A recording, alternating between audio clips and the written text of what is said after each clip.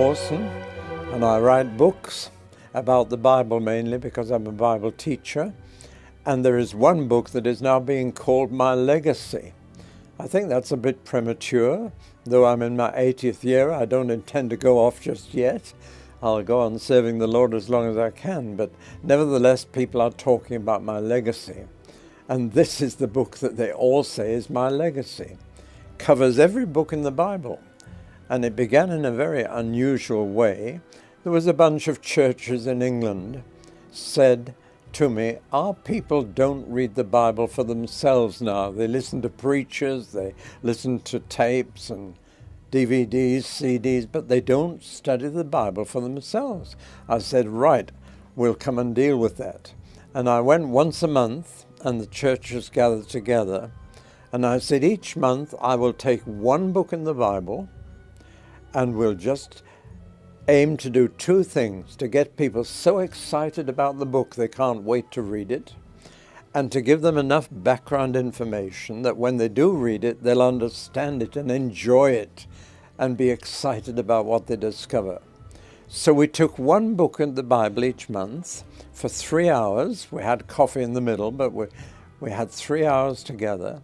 And I said, I'll only do it on condition that everybody reads that book in the Bible before I get there, reads it again after I've been, and that for the next month, all the preachers will preach from that book, and all the house groups will study that book.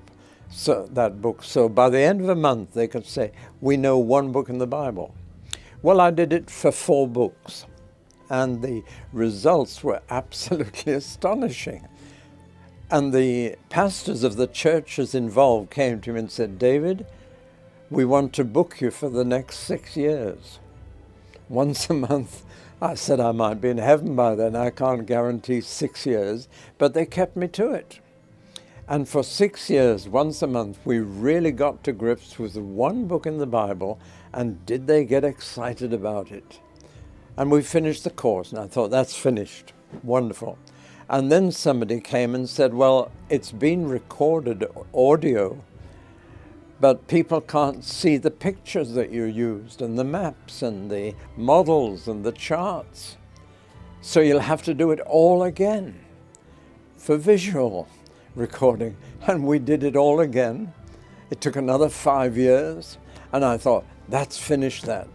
And then the big publishers in Britain called HarperCollins came and said, David, we want you to do it all again in a book.